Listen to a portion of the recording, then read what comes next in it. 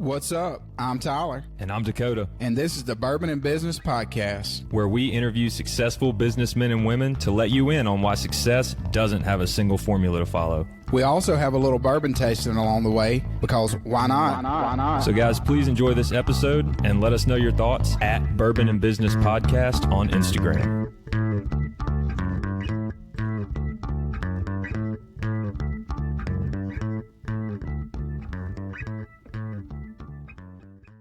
Coming to you from the Bourbon and Business Studio here at the AC Hotel in Ridgeland, Mississippi. I'm Tyler. And I'm Dakota. And this is the Bourbon and Business Podcast. How you doing this morning, Dakota? I'm great, Tyler. How are you?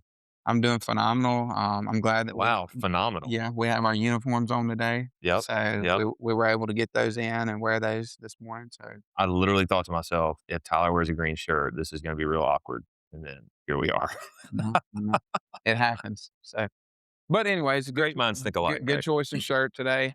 And you want to tell our guests about the AC Hotel? I do. Today we're at the AC Hotel here in Ridgeland, Mississippi. It is the premier hotel here. If you have events, they have event spaces. They've got breakfast, lunch, dinner. They have events here. They've got the Mahjong group here, like I've said before. What are you laughing at? You stuck on that. It's impressive. Does every hotel have a Mahjong group? No, they don't. This one does. Never thought to ask. This one has one. And if you're looking for a spot to put some people who are in town for business, put some family members who you want to impress, maybe some future in-laws or some in-laws or whatever, be sure to look up the AC Hotel and hit them up. And then who's our guest this morning? Today we have special guest Daniel Nicholson, founder of Seabus Barrels. Daniel, welcome. Thank you. Appreciate you guys having me. Glad to have you. And then what are we sipping on, Dakota? We're sipping on some Twisted Tea sweet tea whiskey. So looks like you love it. So us being from Mississippi, we love some sweet tea. Yeah, and love sweet tea. We can rate a sweet tea because we've had a lot of it in our life. I'm gonna tell you now, sweet tea and whiskey is the first time I've had it. I do not like it. Okay. So this is very sweet though. So if you like something super sweet, maybe if you put this over ice, that may be the trick. Maybe a little Arnold Palmer or something might do the work. Possibly. So, I mean, if you like something super sweet, this is probably the bottle for you. I'm going to have to come in at a 3.8. So I'm going to come in at a 3.8 on it. I mean, like I said, somebody may drink this and, may love it. I'm not huge on super sweet stuff anyway. So it's just too sweet for me. It almost did you pick up like a lemon taste in it? Mm-hmm. I don't know if there's some sort of like maybe sweet tea and a lemon. I'm not sure what's going on there. Not my favorite, but like I said, maybe yours. So check it out. And if you love twisted tea like normally, which I don't usually drink, then maybe this might do it for you. The twisted tea, is it a seltzer? What is that? What is that considered? It's not a seltzer. I think it's just an alcoholic drink. I don't know. Well, anyways, and actually those do taste pretty good. They actually taste like a tea. Mixing it with the whiskey though, for me is a no-go. So if you want it, like I said, want to try it, go to Cheers Vineyard in Gluckstadt, Mississippi. They've got a great selection of bourbons, vodkas, any spirit you can think of. They pretty much have it there. Mm-hmm. Go check them out. And Daniel, we appreciate you coming on this morning. So I'm glad you guys got to review the whiskey twisted tea instead of me. Save me a bad purchase in the future.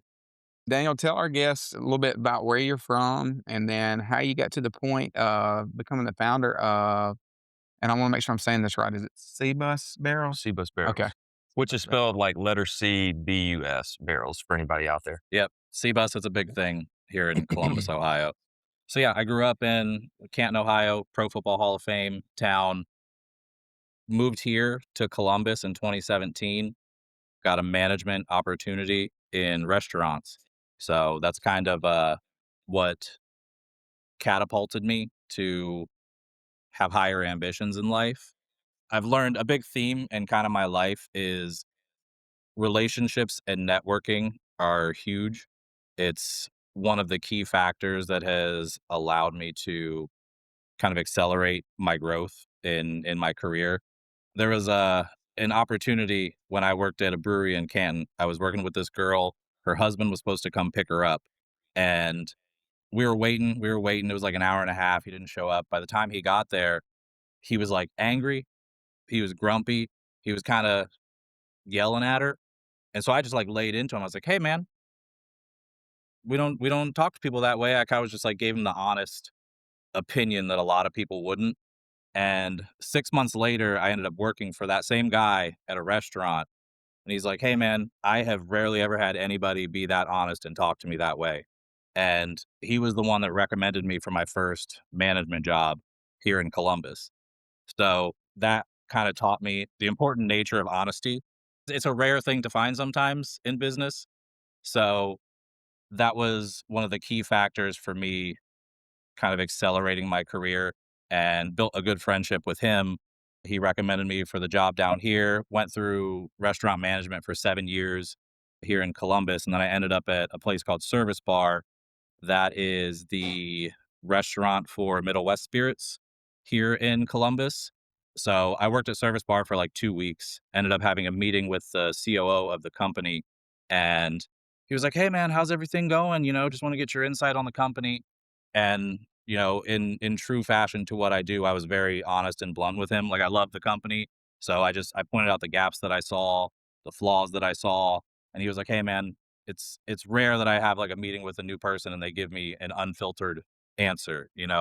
So 6 months later, I was going to quit because I couldn't do restaurant management anymore. I have 4 kids.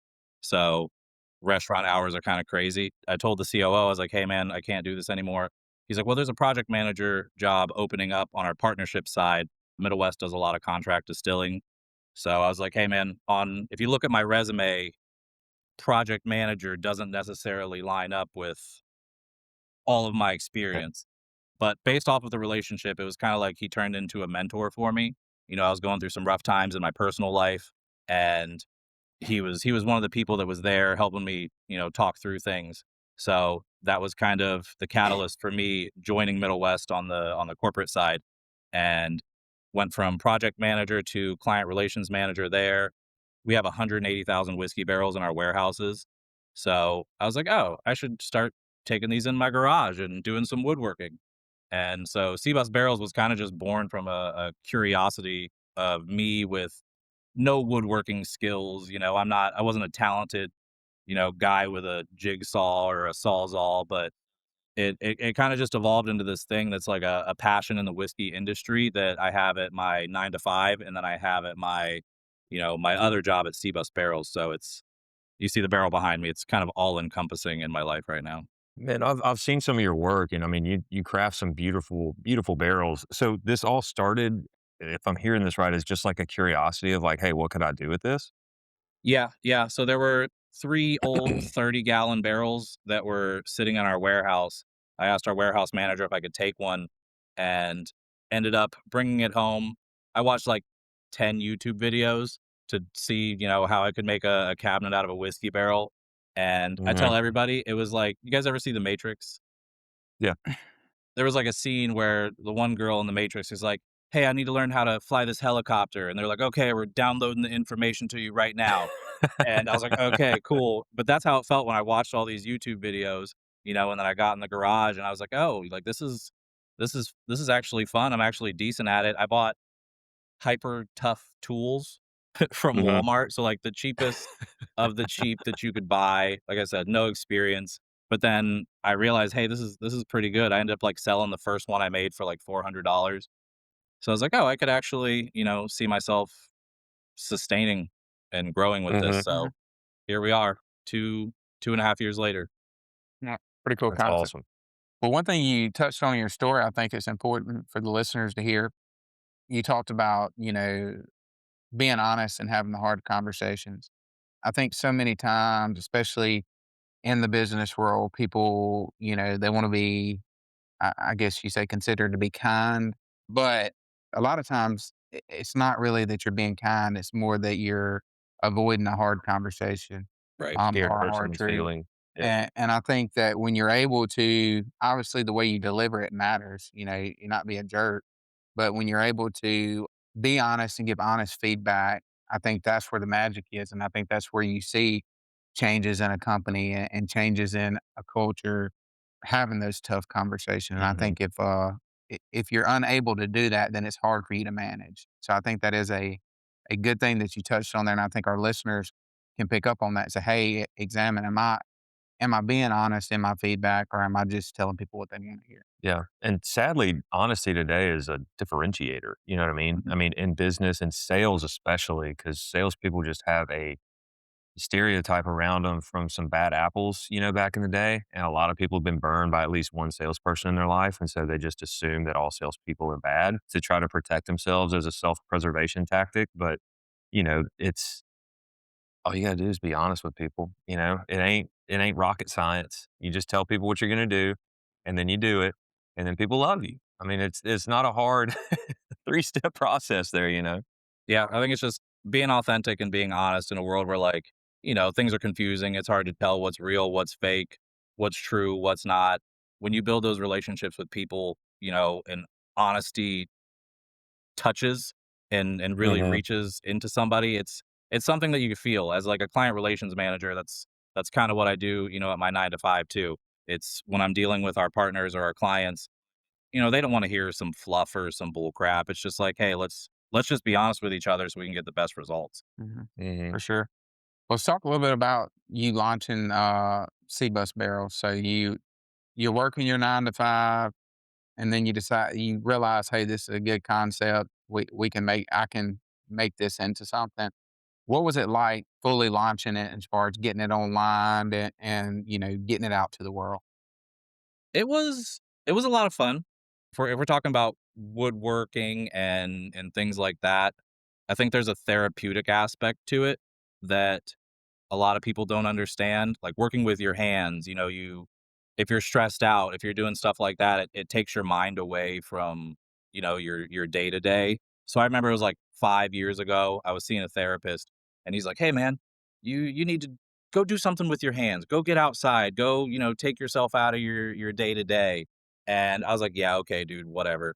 And a couple years ago when I started doing C-Bus barrels, I 100% had the buy-in for that. You could just go escape. You can have your time to yourself, take your mind off of things. But C-Bus barrels kind of came as a necessity. So the same time that I was starting to experiment with the barrels, my wife was in childcare. She was, dealing with kids all day. And her grandma, she was 79 at the time, was watching our kids and she popped her hip out of place. So Ooh. then the Mm. wife was like, "Oh, crap, we're gonna have to figure something out. I'm gonna have to stay at home." So, the wife ended up being a stay-at-home mom, and I'm like, "Oh, well, let me see if I can actually get some traction making these whiskey barrels into some cabinets." And, the first year, the initial investment that I put into it, like I said, hyper tough tools from Walmart, $300 maybe, but turned that into 10 to 15,000 extra dollars. So it was a big thing just out of necessity for me to be able Mhm. to help provide for my family. Like I said, and then the wife taking the brunt. I think that's a thing that a lot of people don't see when you're talking about someone starting a business or being an entrepreneur. Like my wife on that side of things, she's dealing with these kids the 40 hours I'm at my 9 to 5 and then 20 to 40 hours a week when I'm working with C-Bus barrels. So I think that's a big thing that when people enter into entrepreneurship is they don't see the impact it has on not just the entrepreneur, but the family that's supporting you on the back end. That's so good. And tell us, like, what do those conversations look like, if you don't mind my asking, between you and your wife of like how do you communicate like schedule wise, like, hey, I know you just had the kids for 3 days nonstop, but I also have this other project that I got to get done for like my 9 to 5 job or, whatever. So Right. what does that look like for you? I would say that's the tough balancing act. There's a story and it's it's a little sad. It was like 2 months ago, and even last night my daughter did this too. She was like, "Dad," she's like, "I don't want you to have to work on barrels, so we can just play some video games tomorrow." Mm. And I was like, "I have a deadline. I have a barrel that I have to take down to South Carolina on the 21st." So Mhm. I'm like, "Oh, I've got a deadline to meet." My daughter doesn't care about deadlines. Mhm. That doesn't process in her brain. She's just like, Dad's been working 60 hours this week, and I just wanna play video games." So Mhm. she was trying to go to bed last night, and she comes back downstairs, and she's like, "Dad, I just wanna play video games with you tomorrow." I'm like, "Okay, okay." So I think that's the part that a lot of people don't see, and it's hard to quantify, because my wife, she's like, "Oh, man, I need a day. When you get home from work, give me 3 hours, or let me go to the Mhm. thrift store. Let me go do whatever just to get a break from it." And, a lot of people on Instagram or social media, they hype up entrepreneurship, and they're like, "Oh, they're showing you the shiny side of it," Mhm. when It's passive income. Yeah. right, right, right. So, but what I've lived through, the last couple years is my experience. That's the reality of it that is kind of unspoken sometimes. Yeah, saying the quiet part out loud is what's coming to mind. The part that nobody wants to talk about because it's not sexy, it's not pretty, it's not, you know, fun to talk about. It doesn't get people amped up and energized because it's hard. Right. And I think that's a lesson for anybody listening to this podcast, is that if you're thinking about starting anything, any kind of business, you have to make a commitment to it. And you are going to miss things on another side. There's only so many hours in a day. You're just one person. If you cannot get your priorities right and figure out what that looks like for your family, then it's not going to work. It's Mhm. just not possible. And I think the other side of that, it's a double-edged sword, because the more successful you become, the more it takes your time. Mhm. And, I think a lot of people look at the finished product and they look at somebody and say, "Wow, they're so successful," but they don't, Are you talking about you know me? yeah, Yeah. but they don't look at the actual, the cost of what it took someone to get there.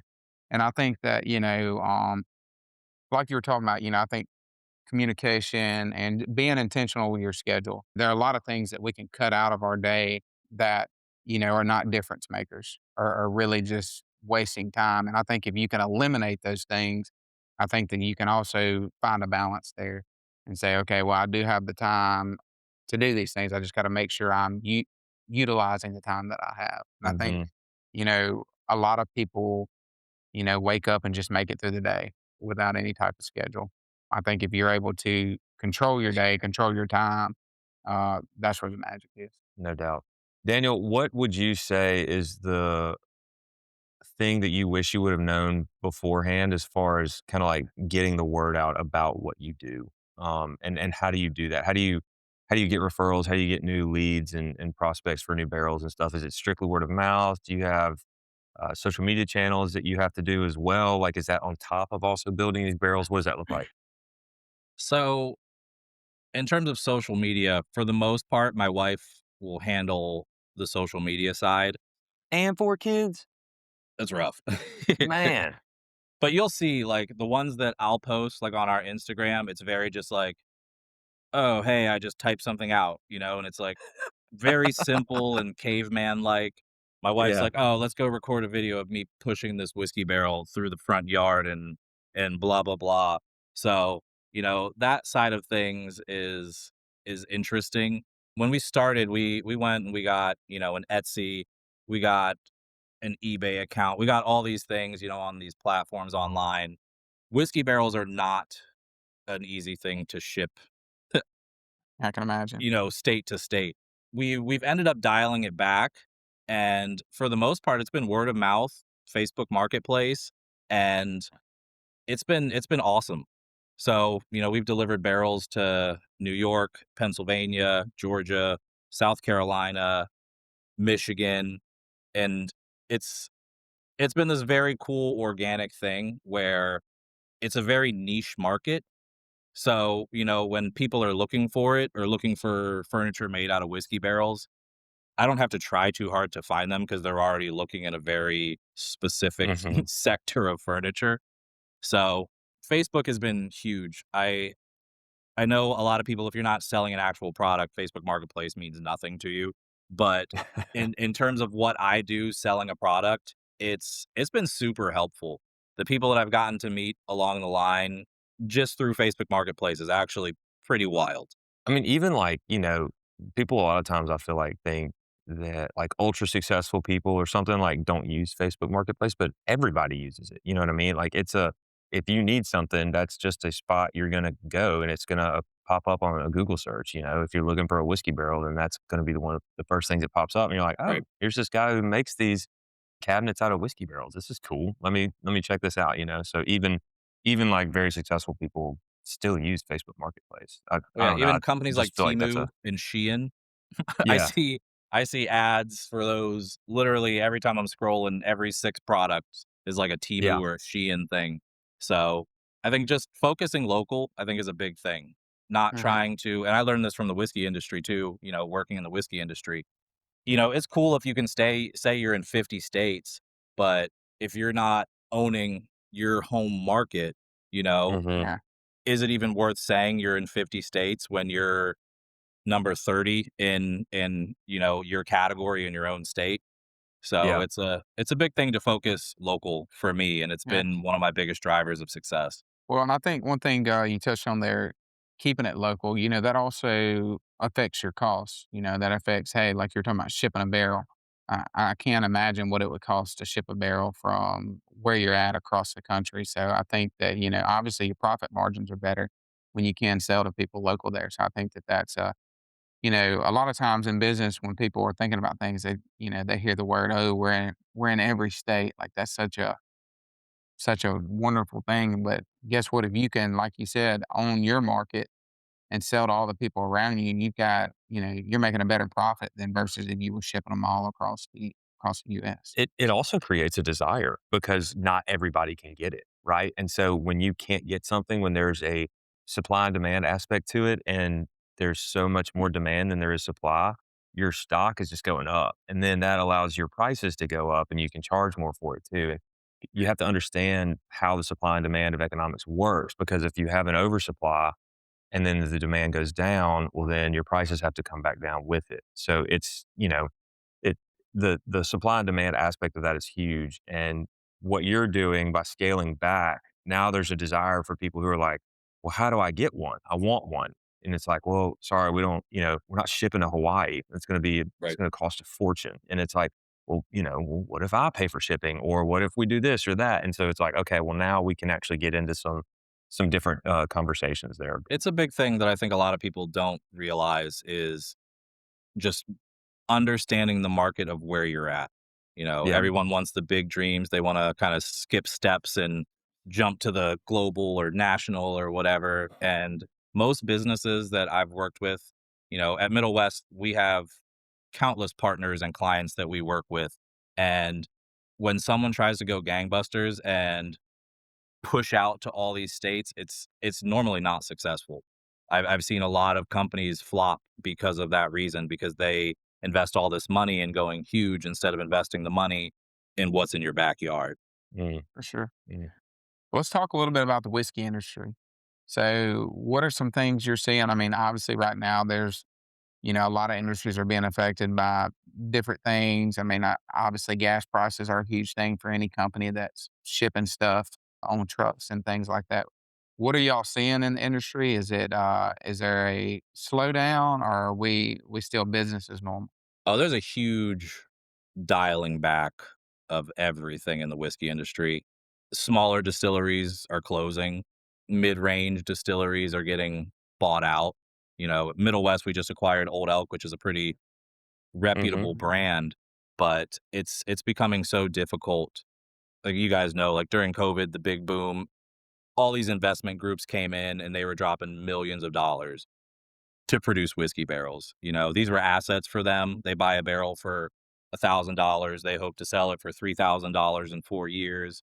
So, the big boom in COVID, all of these people dumped so much money. And now, people are buying 6-year-old barrels for the price of what somebody would have paid for a new barrel in 2020. Mm. So Wow.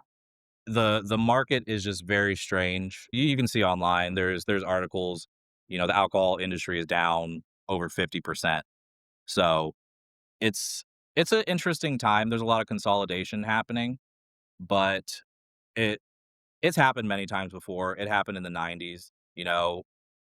There's a reoccurring cycle in the whiskey industry. with the ebbs and flows where it's like, it's very popular, so everybody's making whiskey, and then there's a downturn, and there's a lot of extra whiskey, so costs go down.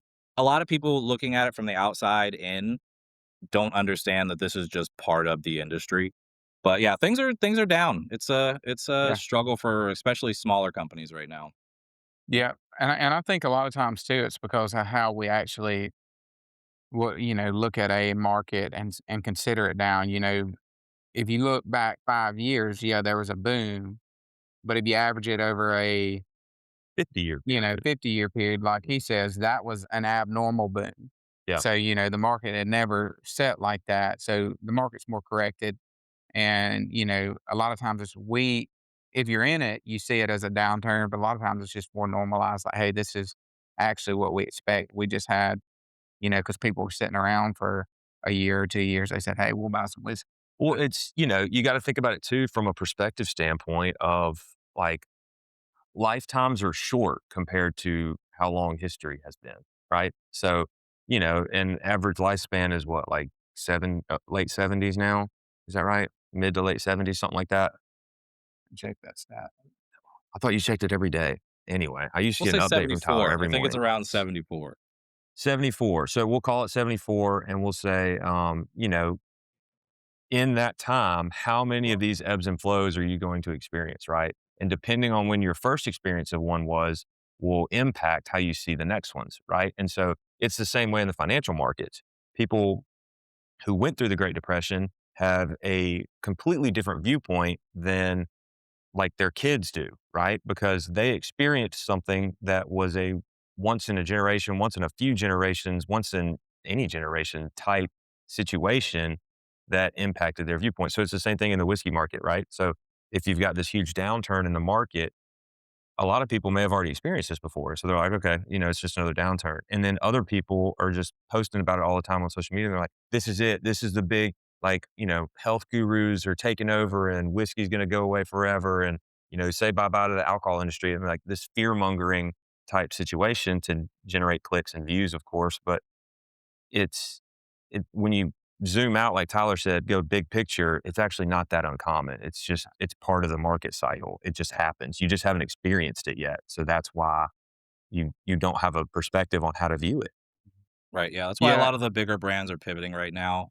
They're focusing on, if the sales aren't here in America, where can we find the sales? Yeah. People are drinking whiskey or spirits worldwide. So if people in America are more health conscious now, the younger generation's not drinking as much, that may not be the same story in Africa or Asia. So there's a lot of pivots that are happening, which is, I mean, huge in any industry when you see a downturn. Mhm. There's certain people that are just going to get down and be like, oh man, this is horrible. And then you're going to have the players that are like, all right, let's figure out what's going to work. And that's kind of where Yeah. the industry's at right now. Well, Dakota, I think it's a good time for a Waze Energy bourbon break. Yes, sir. Let's do it. Twisted tea. I'm gonna sip on this Waze Energy from our sponsor, Well, Waze Energy, while you taste your twisted tea. so you get that and I get this. Oh, that's a 10. That's not, that's not That's a fair. 10. That's A little not, bit of cherry limeade that's right here. not fair. So twisted tea, whiskey. I, I'd never used this word before, but I'm going to use it now. It was nasty. It's just nasty. I don't, You've never used that in your life? in my entire life, Okay. man, I've never used that word. No, I've never used it on the podcast before. It was just nasty. I didn't like it. We should get a sponsorship from them. It was way too sweet. There was a little bit of lemon taste that I tasted in there, but I feel like it made it worse, not better.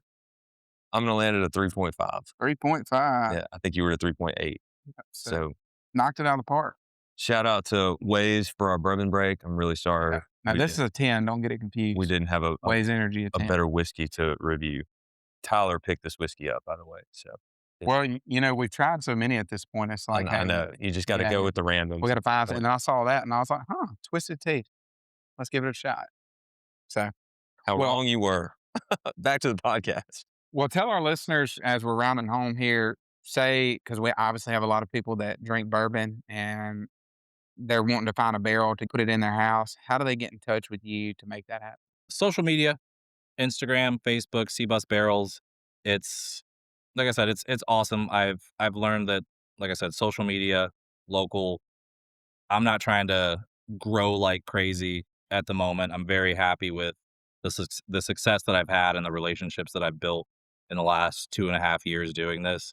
So yeah, Facebook, Instagram, C-Bus Barrels.